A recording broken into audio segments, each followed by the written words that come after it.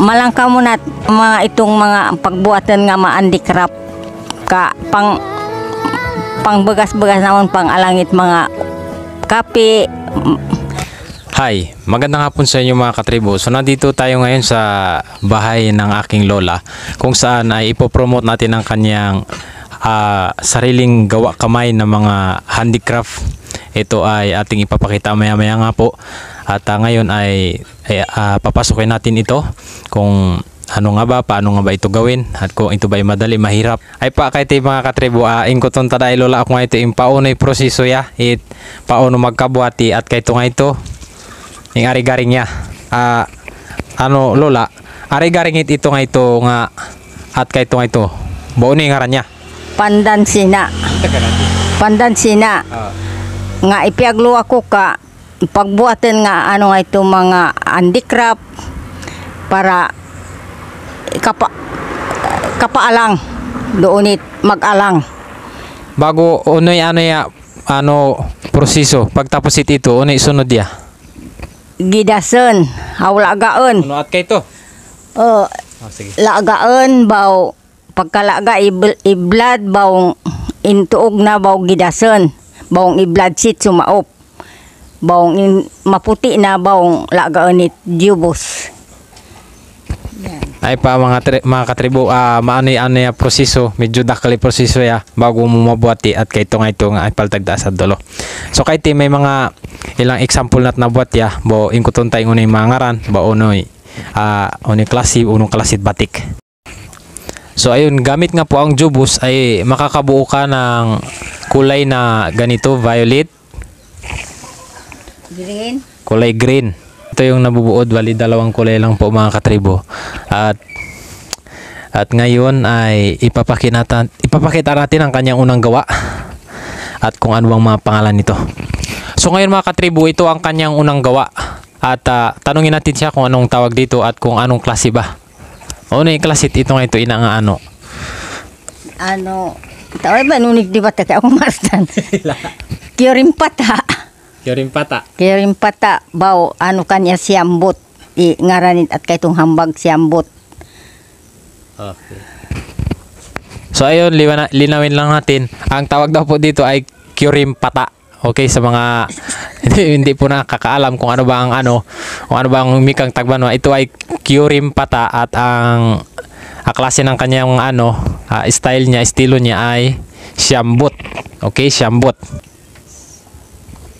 Ayan, so maganda po yung pagkadisenyo at makinis pati sa ilalim. Ito naman po yung pangalawa mga katribo, kung ano naman pangalan nito. Miyatapunay. Ngaran niya nga sinerkulo.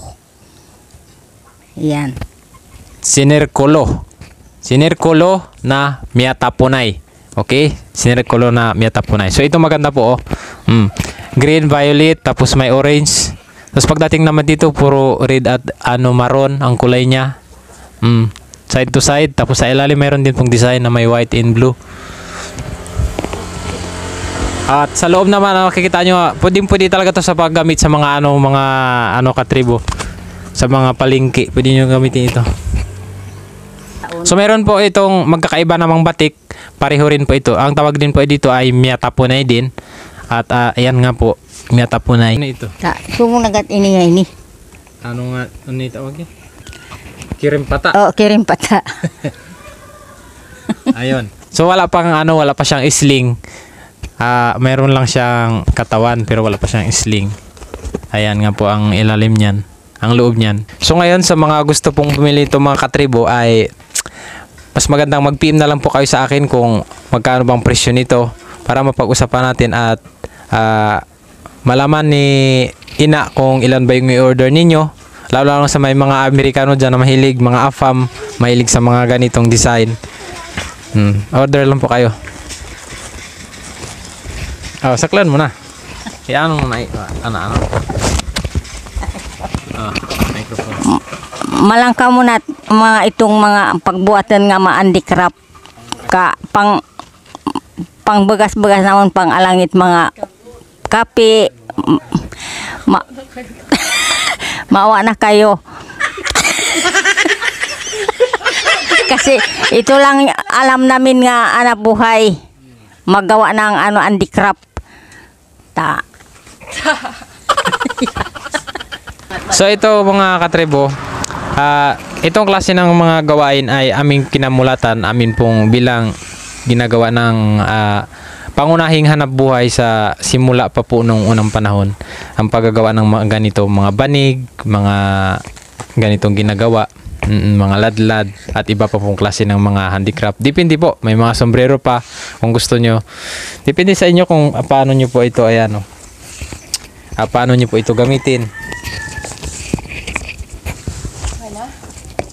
Pwede ito siyang dalhin sa school, sa simbahan, sa palengke at sa iba pa pong mga area, lalo na pong mga nagbi-beach tayo, pwede po ito. Ito si Lola po ay isa rin pong gumagawa ng ganitong mga klase ng banig. Kasama siya ngayon sa mga gumagawa dito. So hanggang dito na lang po mga katribo ang ating pag-endorse ngayon. Kung gusto niyo pong order nga ay gayon na nga ay mag-PM lang po kayo sa akin at maraming salamat po. Salamat po kung magustuhan ninyo yung namin gawa na handicraft na para may makabili namin ng bigas. At saka yung mga gamot. Salamat. Ayun po. So ito. Bilhin na.